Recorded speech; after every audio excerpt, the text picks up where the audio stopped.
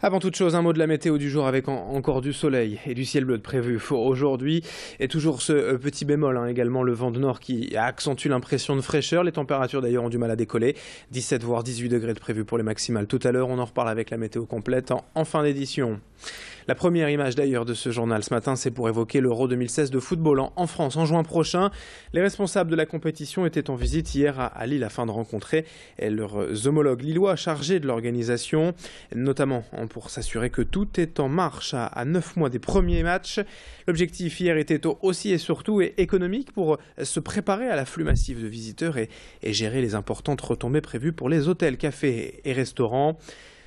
Pour rappel, 6 matchs sont programmés au stade Pierre-Mauroy, dont un de l'équipe de France. 300 000 spectateurs sont attendus dans l'agglomération le temps de l'Euro. 500 000 en comptant les matchs à Lens. Il y a beaucoup à en tirer, et forcément pour la métropole lilloise. C'est ce que pense d'ailleurs le chef des opérations commerciales de l'UEFA au micro d'Idil Gunaï. L'idée, c'est effectivement un roadshow, c'est-à-dire un parcours de l'ensemble des villes hôtes sur le thème des retombées économiques, de l'opportunité économique que représente la venue de l'euro, de manière à ce que chacun en ait bien conscience et puisse anticiper.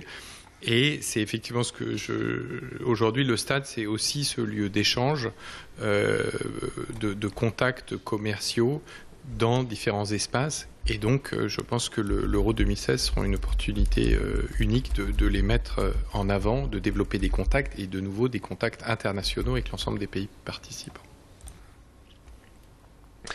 L'actualité du jour marquée également par cette importante manifestation hier à Lille. Les pompiers du Nord dans la rue. Près de 900 sapeurs ont défilé contre les propos du président du département qui les a qualifiés, je vous le rappelle, il y a quelques semaines d'armée mexicaine aux moyens disproportionnés. L'intersyndicale était donc rassemblée pour l'occasion à Lille et au-delà même de ces propos, c'est la qualité du service public qui est en cause selon les pompiers. Jean Le Cerf veut en effet réformer le SDIS 59 pour surtout faire des économies. Mais les soldats du feu de leur côté protestent contre le manque de moyens et surtout chaque année les départs en retraite non compensés. Ils estiment tout simplement ne plus avoir les moyens nécessaires pour mener à bien leur mission. Une délégation a donc été reçue hier par le président du conseil départemental afin d'ouvrir les négociations. En bref, également notez que c'est aujourd'hui le dernier jour pour s'inscrire sur les listes électorales en vue des élections régionales en décembre. L'État a exceptionnellement rouvert ces dernières semaines les inscriptions pour les retardataires, mais cela se termine bien ce mercredi 30 septembre. 7h33 en direct ce matin. Une autre information aujourd'hui, on évoque la réouverture tant attendue de la piscine de la Madeleine. Fermée depuis le début de l'été, l'enceinte est confrontée à des taux de légionnelle trop importants selon les normes de l'Agence régionale de santé.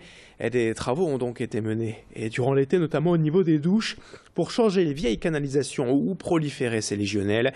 Des bactéries en fait naturellement présentes dans l'eau, mais dans ce cas en trop importante quantité. Depuis quelques semaines, les travaux sont donc terminés et l'eau de la piscine est en cours d'analyse. On attend d'ailleurs les résultats d'ici quelques jours, mais tout de suite on écoute le maire de la Madeleine, Sébastien Leprêtre, à propos de ce chantier est plus important que prévu. C'est Louis Caillé qui l'a rencontré dernièrement. On était confronté à un problème de surprésence de la légionnelle dans la tuyauterie de la piscine, celle qui alimentait les douches, pas le bassin, en l'occurrence les douches. Donc on a engagé il y a maintenant plusieurs semaines des travaux assez lourds, assez conséquents. Ces travaux sont terminés. Donc maintenant on est dans la phase d'analyse de l'eau qui circule dans les tuyaux qu'on a notamment changés et qui alimente encore une fois les douches. Ça veut dire qu'il faut qu'on attende que le laboratoire qui fait les analyses ait rendu son verdict, que l'Agence régionale de santé elle-même examine ces résultats-là et qu'elle nous donne le feu vert pour une réouverture qu'on espère plutôt au tout début du mois d'octobre. C'est difficile de donner une date précise. Moi j'espère qu'avant le 15 octobre, on pourra réouvrir enfin la piscine de la Madeleine. Un mot également pour vous annoncer la fête de la science la semaine prochaine dans la région du 5 au 11 octobre. 2 mois avant la conférence COP21 à Paris, l'événement est donc placé sous le thème du climat. Et l'idée principale, c'est de sensibiliser et d'intéresser le grand public à la science. Au total, 60 acteurs et institutions sont mobilisés dans la région pour un total de 190 événements en une semaine. Parmi eux, le Centre de recherche aérospatiale et de défense ONERA ouvre ses portes aux Lillois. L'occasion de découvrir cet outil de pointe en matière de recherche en aérologie.